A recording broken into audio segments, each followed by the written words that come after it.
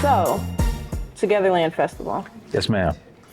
I want to ask, and I just get straight into it because the one thing I noticed when I looked at your roster Yeah. was the regionalism with the artists. Uh-huh.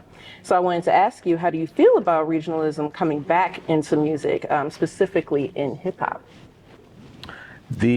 Well, I mean, it was purposely curated. What we didn't want is for Togetherland to feel like an Atlanta festival that was picked up and dropped in Dallas. I think one of the reasons why we came here as well is because the Southwest in Texas has its own vibe, its own history, its own culture, its own sound, its own music, right? And what we also found out is that a lot of the Dallas artists don't get a chance to typically perform together. So something like this has never really happened, right? So obviously, well, how cool would it be to bring this festival to Dallas, but also shine a light on some of the talent and artistry that lives here. So that part was purposely done. There's a huge influx of folks in this region and city from Louisiana as well. I mean, we're personally fans of Wayne. So why not have Wayne as one of our headliners as Right. well? So, and it's the, when New York does a big festival, they highlight a lot of the big Northeastern, celebs and artists and stars. When there's a big festival in California, they highlight the West Coast. Sure. So why should it be any different for Dallas? Like why not Togetherland be the battle cry? I love that. Yeah. I mean, like I said, when I looked at the roster, it's like, oh, Mexican artists. I mean, it's like definitely, like you said, a combination of folks I don't typically see. So that definitely piqued my interest.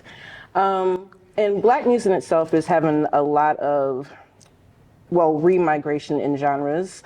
And like what I mean is like a mix of the twists of like country and folk and jazz and other things. So I wanted to ask, do you have any plans to integrate these genres into festivals in the future? Yeah, I think we almost have to. It was a late entry, but Shabuzi was I added. did see that. We thought that was, we had the opportunity to add an artist or two, and that was the direction that I thought we should go in. So, I think, and oftentimes when you see festival lineups, it's everyone kind of caters to the same audience, right? Especially some of your larger ones. If you look at Rolling Loud, it's all typically the same types of artists. But when you look at, if you really want to celebrate Black music, you can't just tell one story. Right? You just can't talk to just one generation. I mean, if you talk to someone who's 25, 26 years old, I'm sure they may listen to everybody from a Sexy Red to a Sade or Maxwell or whatever.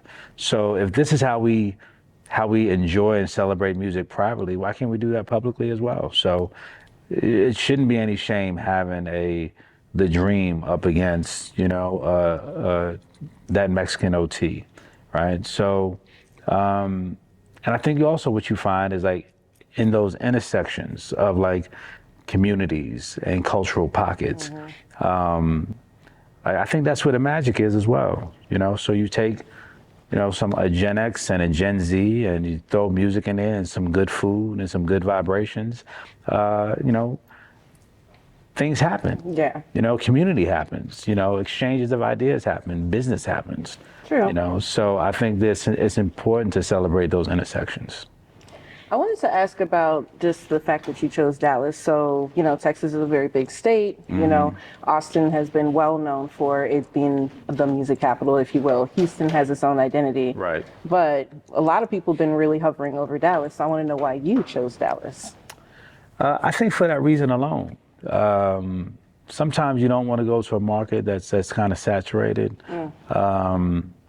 You know, it took a while. I mean, I'm not gonna lie to you. Like, we looked at several cities. I mean, we looked at L.A., Chicago. We looked at Houston. You know, and then my line brother is born and raised in Dallas, and he was vying for and campaigning for Dallas. And so I'd say about 4 or 5 years old, started coming out here looking at it, and just realized that there was a wide open space as far as like programming, as far as like black music and the black celebration. And the more we spoke, the more I realized that it wasn't here. Didn't understand why. Didn't know if I was walking into something that I shouldn't be. Maybe there's a reason. Maybe You I haven't need heard to anything yet? pack my bags and go home. I don't know. But I was like, well, to me, it looked like an opportunity. Yeah. And so I said, all right, well, let's do it. If we can get the city to support and get behind it, that would make the lift a little easier. So yeah. So to that point, you know, all cities work differently. I know you're used to doing this in Atlanta. I told you I'm from Philadelphia originally, so I know they operate in a whole different way when it comes to their events. So in Dallas, have you had any obstacles or anything different that has happened in planning this festival? And maybe that's the scary thing, is that we did not have any obstacles. The first person we met with was the mayor, right? Met with Eric. Mr. Johnson himself. Mr. Johnson, Mayor Johnson. We're calling him Eric. But yeah, so we met with him. He loved the idea. Was like, yo, I'll stand behind it. I'll write a letter of support, and you know, and then from there we just started reaching out to we reached out to Fair Park, who really embraced the idea and concept as well. They've been amazing to work with. I mean, we partnered with the Dallas Mavericks. We partnered with the Texas Rangers, which is wild.